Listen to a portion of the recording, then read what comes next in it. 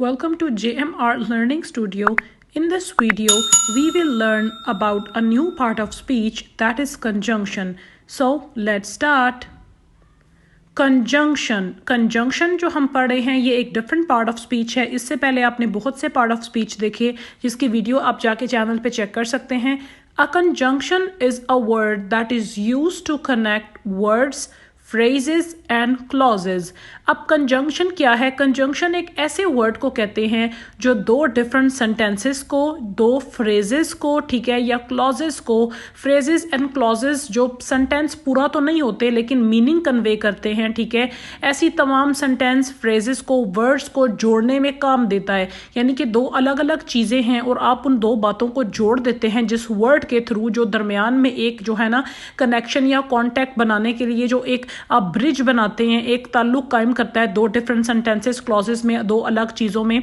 उस लफ्ज़ को हम कहते हैं कंजंक्शन. हमारे पास बहुत से कंजंक्शंस हैं, कंजंक्शन की बहुत से टाइप्स हैं. सबसे पहले हम सिंपल कंजंक्शन को देखते हैं जो कि हमारे पास सेंटेंसेस में मौजूद है. नंबर फर्स्ट सेंटेंस में देखें, the flower is yellow and white. अब आपको नजर आ रहा है कि इस सेंटेंस में एक फूल के बारे में दो बातें की गई हैं. पहला वो कह रहे हैं कि एक फ्लावर जो है वो येलो है और वाइट है, ठीक है. तो अगर वो ऐसे लिखते the flower is yellow white तो सेंटेंस थोड़ा सा मीनिंगलेस लगता कि ये क्या सेंटेंस है.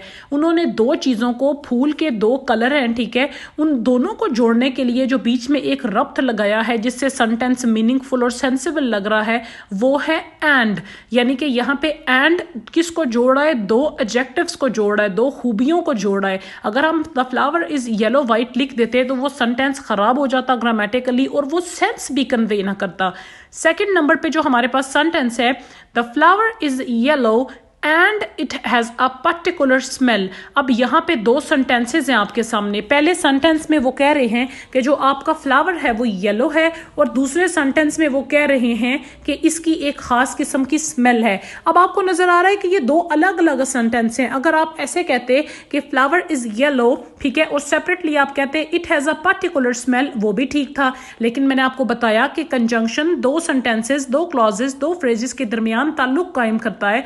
और अब इसने इन दो सेंटेंसेस को इकट्ठा करके जोड़ा और जोड़ने के लिए हमारे पास जो कंजंक्शन लगी, मोस्ट कॉमन कंजंक्शन है जो कि सबसे ज्यादा इस्तेमाल होती है, वो है एंड, जिसका मतलब है और. कोई सी भी दो बातें, जैसे मैं कहती हूं कि ये मेरा बैग है और मेरे अब्बू ने मुझे ये गिफ्ट किया है, तो दो सेंटेंसेस को मैंने और से जोड़ दिया, तो ये है हमारी conjunction.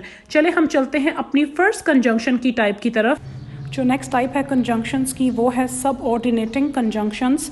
A subordinating conjunction is used to connect a subordinate clause, also called a dependent clause, to an independent clause. Unlike an independent clause, a subordinate clause cannot stand by itself as a complete sentence.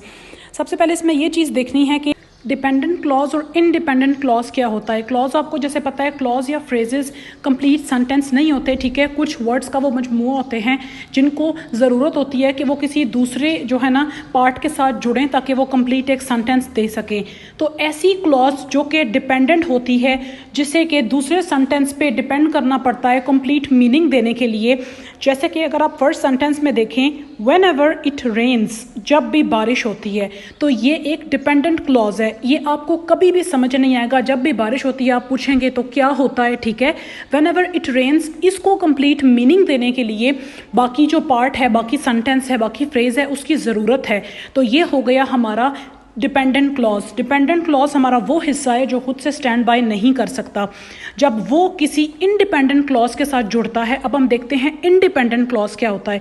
Independent clause वो हिस्सा है, वो part है sentence का जो कि अगर अकेला भी हो ना, उसके साथ कोई डिपेंडेंट क्लॉज नहीं जुड़ा हुआ, वो अकेला भी मीनिंग कन्वे करता है. अब हम इसे एग्जाम्पल से क्लियर करते हैं.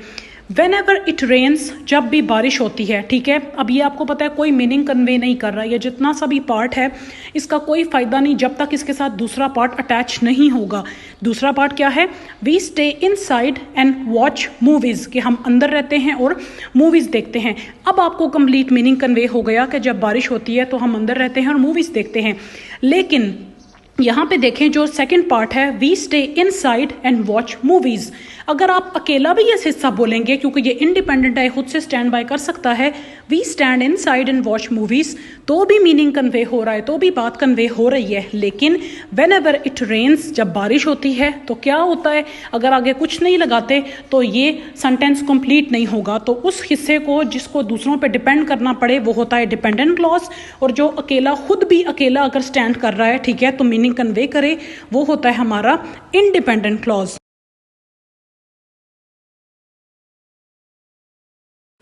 It was a long time since someone had come to talk with me on their own. अब यहाँ पे जो हमारे पास सबऑर्डिनेटिंग कंजंक्शन है वो है since, क्योंकि अगर हम देखें it was a long time, ये बड़े लंबे अरसे की बात है, ठीक है। आपको पता है कि ये अकेला, ये डिपेंडेंट क्लॉज है, मीनिंग कन्वे नहीं कर सकता, तो since हमने सबऑर्डिनेटिंग कंजंक्शन लगाया जो कि टाइम के लिए यूज़ होता है, पुराने वक्तों के लिए। since someone had come to talk with me on their own, कि जब कोई खुद से मेरे से बात करने आया। सेकेंड सेंटेंस में माई फादर बिलीव्स, मेरे अब्बू इस बात पे यकीन करते हैं, ठीक है। अब आप आगे से पूछेंगे किस बात पे यकीन करते हैं, क्योंकि इतनी फ्रेज क्या है, डिपेंडेंट क्लॉज है, अकेले स्टैंड बाय नहीं कर सकती। तो हमने लगाया सबऑर्डिनेटिंग कंजंक्शन जो कि है दैट, और फिर हमने लगाया I should be a writer. I should be a writer अकेला भी स्टैंड कर सकता है कि मुझे राइटर होना चाहिए, लेकिन अगर हम देखें सबऑर्डिनेटिंग कंजंक्शन में जो कि दैट है, तो उसके लिए ज़रूरी है कि एक पार्ट डिपेंडेंट हो और एक पार्ट इंडिपेंडेंट हो। If you like the video, please subscribe to our channel and press the bell icon for future videos. Thank you.